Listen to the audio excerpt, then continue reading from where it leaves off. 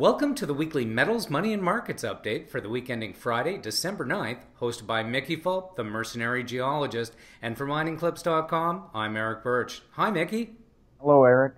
Well, it's been about a month since Trump got elected, and the market just keeps getting heated up over and over again.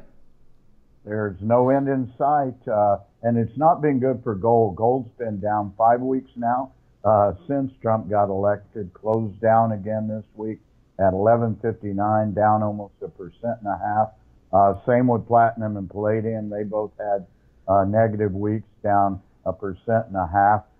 The precious metal that kind of bucked the trend this week was silver. It was up 1%.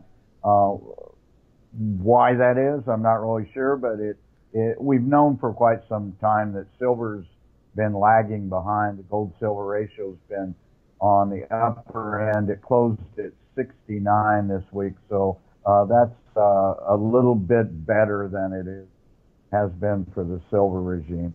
Meanwhile, copper has been holding in there. It was up 4 cents this week to close at 265, and we've talked, I think, last week about this. It really needs to consolidate at this level, so I was happy it didn't go on a flyer again.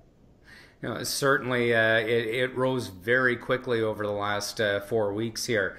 And moving on to energy, oil really didn't move up or down, but it did keep its huge gain from last week.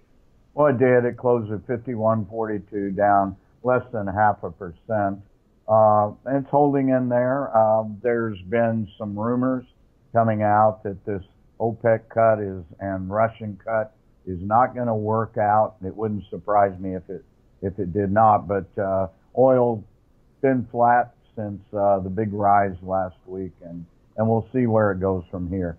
Meanwhile, uranium was up 2.6% to close at 1850. It got a Trump bump this week. Yesterday, news came out that the Trump administration has gone to the Energy Department and wants to figure out ways to make uranium nuclear power more viable in the U.S.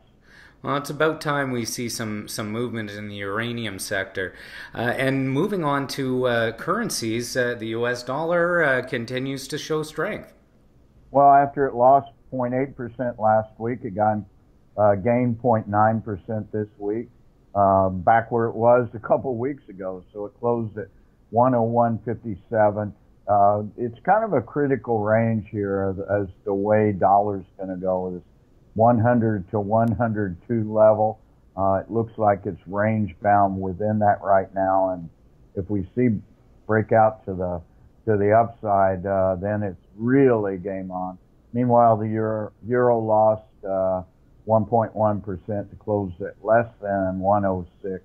A lot of that had to do with the negative perception for the EU by the Italian referendum this week. You know, populism is surging in most of the developed countries of the world. Meanwhile, the European Central Bank and Draghi indicated they're going to gradually shuttle down the quantitative easing in Europe. Loonie had another good week with the strength in oil prices, closed a little less than 76 cents, up almost 1% over the week. And moving on to markets, another trifecta this week. All three indices hitting new all-time highs, and it looks like people are starting to talk about Dow 20,000. Well, that's the talk, and it looks like it's on the move up. We had quite a good week in the U.S. market. Dow's closed at 19,757. And I was watching it over the last 2 days. It just kept going up and up and up.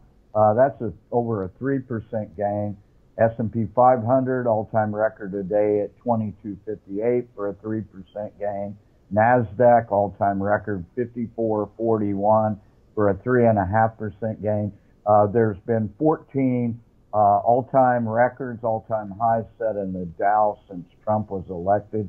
And I don't know how many trading days that is. I would guess it's 21 or 22 trading days. So it's quite a phenomena going on with Donald Trump and Wall Street's love affair with him. we'll see how long the honeymoon continues, but certainly the man is good for American business. And moving on to the TSX Venture exchange, we've been looking for that tax loss selling to sort of take the index down, but it managed to eke out a small gain again this week. Well, it's contrary to what I thought was going to happen. There apparently has not been a lot of late tax loss selling. Perhaps it happened a couple of 3 weeks ago when the venture exchange, I think, got down to about 720. It's made a really nice rally since then. But interestingly enough, it has been completely flat over the last week with low volatility and low volume. And as the 200-day moving average continues to creep up, it does too. It remains about 30 points above that, closed this week at 751. If it's going to happen, it's going to happen next week because by the time we get into Christmas week, tax loss selling is just about over.